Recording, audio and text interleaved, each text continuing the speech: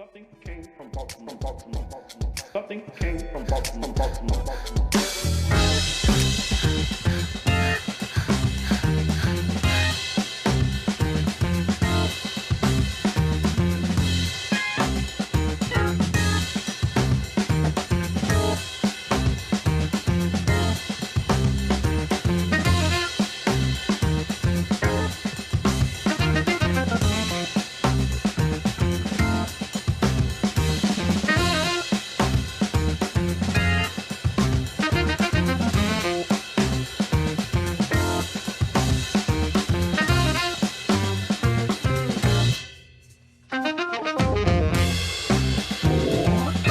Welcome to Something Came from Baltimore. I am your host, Tom Gouker, and Something Came from Baltimore is a jazz, blues, and R&B show, and it's not really about Baltimore. This week, we travel to the West Coast, the home of TV and movies, to chat with Elgin Park, the funk groove supergroup called the Greyboy Allstars. Their new recording is called Get a Job, music from the original series Soul Dreams. The release date was April 1st, 2022 on the Knowledge Room Recordings. So who are these people that comprise the Greyboy Allstars? Elgin Park, who we are going to chat with, has started out doing soundtracks all the way back to NBC, Freaks and Geeks, now is a in-demand soundtrack composer. Robert Walker specializes in soul jazz and the Hammond B3, organ, and Fender Rhodes. Carl Denson, never heard of him. Chris Stowell is on bass. Aaron Redfield is a drummer. So we're happy to talk to Elgin Park, and we're going to chat about the new album, Get a Job.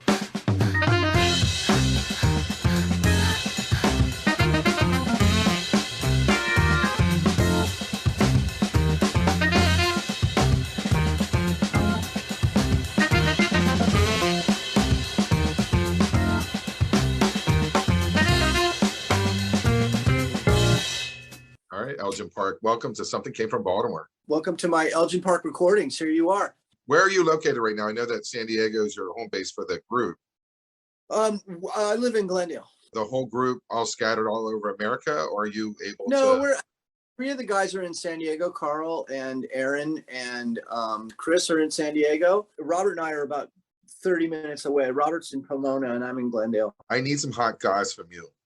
You were on tour for just about a month with the Greyboy Allstars. Was there anyone like detoxing, changing out their heroin blood with regular blood? Was anyone like crashing hotel rooms? Was there any kind of like fish, women being hit with fish? Can you tell the gossip of the group? That's really funny. I wish I had some stuff like that. I wish we were like, I wish there was some after hours nonsense going on, but we're just happy to be playing together. We may be the most boring band in the world, nerding out in the bus, listening to like old soundtracks and having some beers, maybe some whiskey. It's not very exciting. And it's COVID. So we were, even though we were on the East Coast, everybody was kind of like, all right, man, let's hang out, whatever. We're like, well, we're from California where everybody's like still masking up. So we're not really hanging out. And then we got COVID. I mean, that was the most exciting thing in the tour is that like, I thought I had a head cold and I played like 5 gigs with COVID, which was probably not smart, but I tested negative for antigen tests. I just kept playing.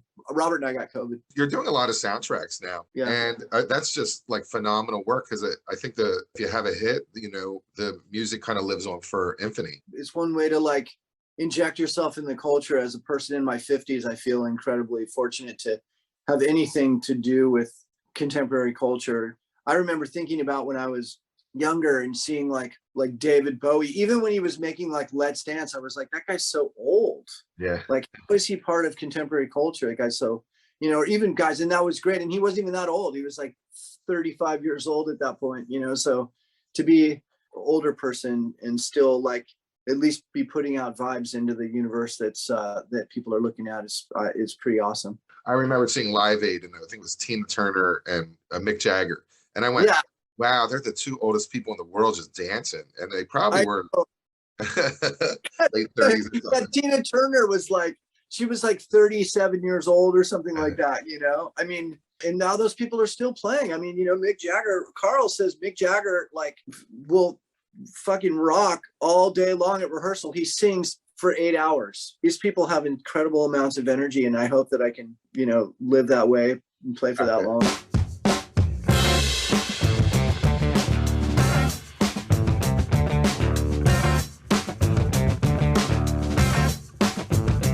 Well, I guess I'm gonna have to get a job.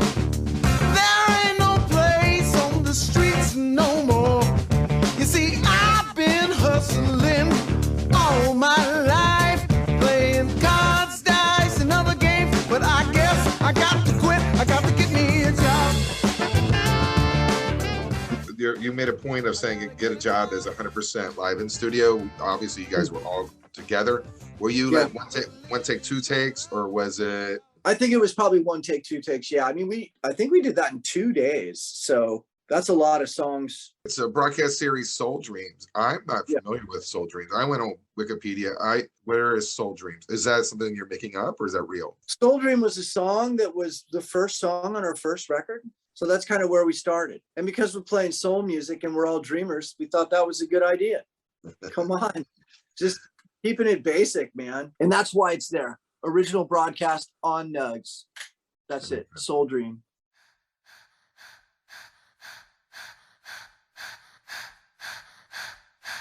We were going to go through the album a little. Okay. Are you thinking about touring this summer at all? Like, are you hitting? No, because we've got our members are out with their older counterparts. I'm going to be in Europe with my family and then working on movies. We're going to talk about the 4 songs. We're going to play samples of them. Before I even do that, let's talk about Taxman. George Harrison put out his first song ever, "Don't Bother Me," in 1964. It happened to be one of the biggest albums of all time. And then 2 years later, this Taxman song comes out, which is one of the blueprints for like the Jam, all those bands from that time period. Yeah, the whole mod scene for sure. Yeah. Everything.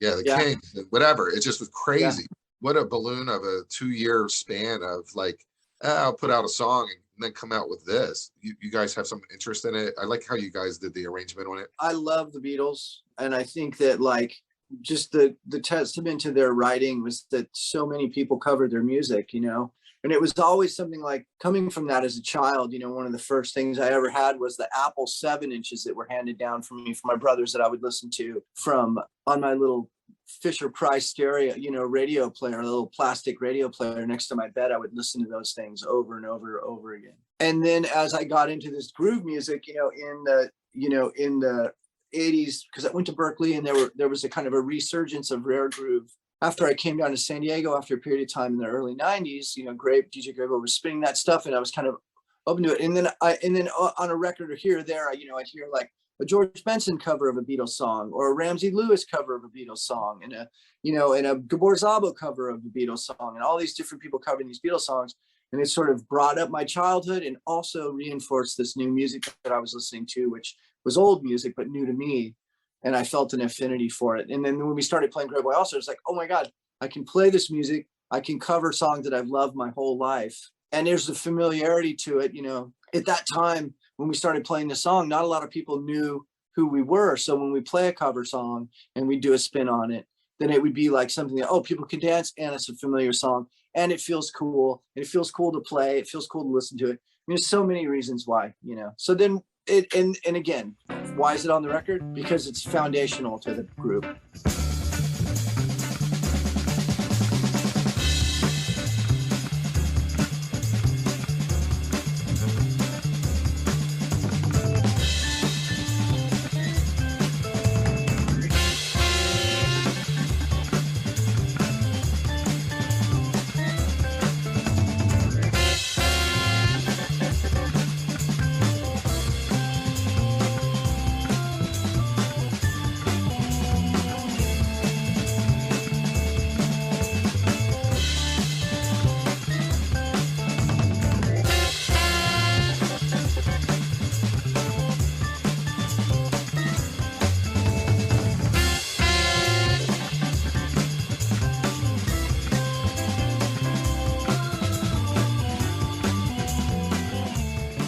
Obviously, you saw Get Back and have any thoughts about the documentary? Oh, unbelievable. Isn't it? Unbelievable. Like, you know, there's guys with just a conduit for amazing ideas, and it's just coming down into them and out to us, you know, and so natural and so beautiful. I couldn't believe it. It's chaos all around them, like just all around them, and they just were able to, you know, go with it and just, you know, continue to work on their craft. And you know, it was unbelievable. That one scene where Paul McCartney is like talking to the publisher, and the guy's like trying to pitch him on some like cover idea. Someone's covering this song and this and blah blah blah. He's looking at it, and then he like 5 seconds later he sits down and writes The Long and Winding Road. You know, it's just like, what the fuck is going on there? You know, it's insane. He can just like, you know, focus on that what's coming at him into it. Many ways I tried. That's all right. The many ways I tried is all right. Right. Have you got any idea for the second verse? See, I was thinking of having like another, like the weather obstacle in that one. The storm clouds and the rain break upon a wide road. It also just changes the narrative of Beatle folklore. You know, I've read all the books as a kid, you know, and because John Lennon has an acid tongue and his vision, if he's not happy, he's going to, you know, spit it out. And George Harrison's obviously can be very negative too. So you have two people kind of saying a lot of negative stuff. And so you write these books and they just rewrite the stuff over and over and over. The folklore, now you see it live and you're like, oh, wait a minute. They're actually a functional group who are really decent to each other, and they're really focused on their craft, and they're able to come up with like this in 28 days, you know, amongst the chaos, you know. It's Unbelievable. Like, and you were like, and the thing is that, yeah, there's so much love in that room. And, you know, part of, I think one of the reasons that broke them up is they were just tired of all the noise coming from outside and just being like, I just need to like change the channel on this, you know. They didn't realize that it was going to be forever. Yeah. You know, well, I mean, their contract was 2 albums per year. So if you could say, look, dude, you can come out with an album every 4 years, you know, we're fine with that. Or you can be the Eagles, come out every 15 years. We'll be happy. And that can give you enough break. And at that point, it's just exhausting. I mean, the White Album just got released and they're in the studio working on Let It Be. It's insane. It's completely insane. Boy, did I get off the subject there. All right, so not really, because, you know, why is there a Beatles song on the record? Because there should be a Beatles song on every record. That's right. All right, so we're at the first song on the album is I Got Reasons. It's also the first single with some vocals on it. We're going to play a sample of that. Is there any kind of feedback on the song that we can share with you? When we started out, our band was an instrumental band, you know, and then we realized that maybe we should sing. I mean, all of us can pretty much sing except for Robert, you know, and I originally came from being like songwriter-y type guy. So I was like singing primarily. And so we thought, well, let's do some vocals. And this is one of them that we like.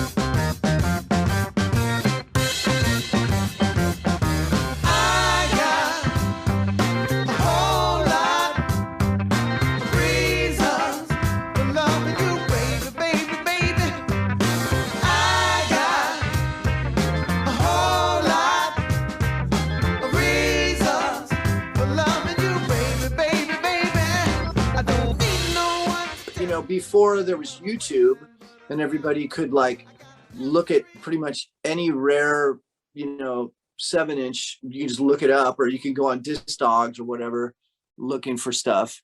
We were actually like finding these physical 7-inches, and this was one of them. And we really dug it. I think originally there's a female vocalist, wasn't it? I'm not sure, but I believe. Elgin Park is correct. The original recording is from 1969. I've Got a Reason by Mary Jane Hooper. Let's check it out.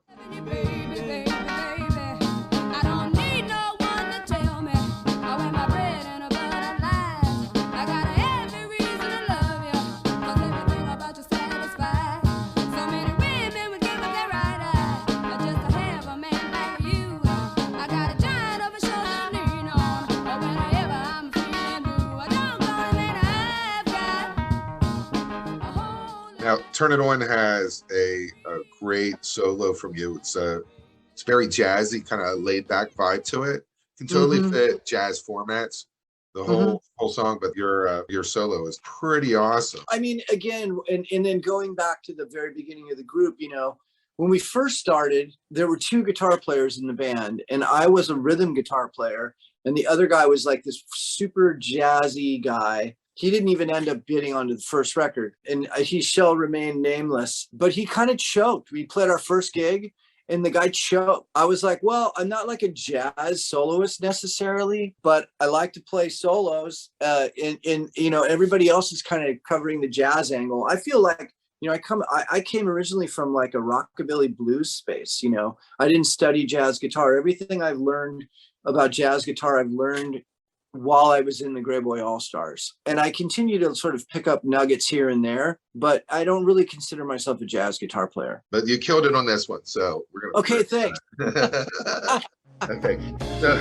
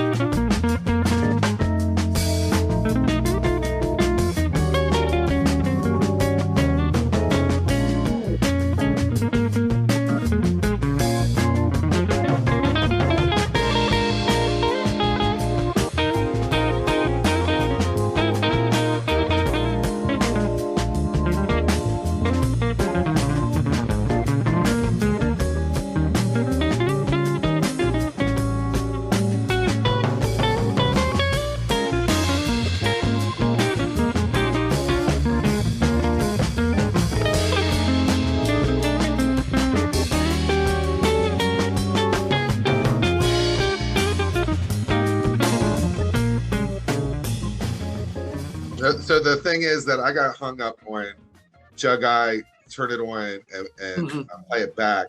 We've got to play 4 songs, so I'm going to just do Jug Eyes. And I like the fact that the piano is running the bass line, like just chugging along. And I thought that was kind of unique. It's a classic funk groove. And it just was like, oh, hearing the piano where it really could have been the bass. And well, there is a bass on there, but it's an upright bass, so it does sound different from the rest of the record. Yeah, that was different. You know, sometimes we go acoustic. Like on one of our records, we did Quantico was an acoustic piano. We don't do it often, but it's a good switch up.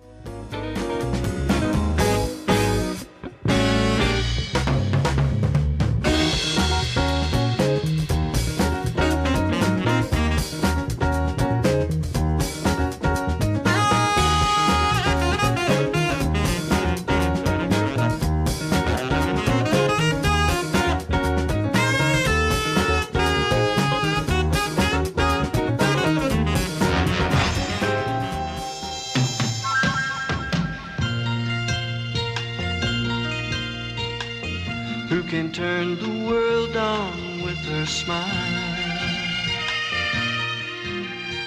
It was funny because I was singing this song in my head last week. You're Gonna Make It After All. You got the last couple bars of it in the back. I love it. Walk On By. That song, why wasn't that song a big hit? Because it was earworm to anyone that watched that show. That song, it was sunny. It was a single. You mean the theme song from Mary Tyler Moore? Yeah, you're gonna make it after all. That is in everyone's head. Everyone heard that. Everyone saw the show, and that song never hit top 40. If it was a Happy Days, a Laverne Shirley theme song, or that wasn't a hit either. That was the Happy Days was a hit, but the theme song wasn't a hit. Yeah, Sonny Curtis. It like hit number 65 or 70. It never made it any further, but it's fantastic. It's a great song. It is. It's a great sentiment. And so when we play that, there isn't someone that, you know, that at least our age, I don't know if there's been a resurgence in the Mary Tyler Moore show. I don't think so. But people, you know, in 40s and up, you hear that melody and you just think like, oh, we're just trying to put a little positivity in there, you know? Yeah, it's a great way. I was like, oh, that feels good. So we're gonna finish out the whole interview kind of playing that, or somewhere Okay. in this interview. We'll play that because we are going to make it after all if we stop trying to like fight each other on Twitter. Yeah, yeah.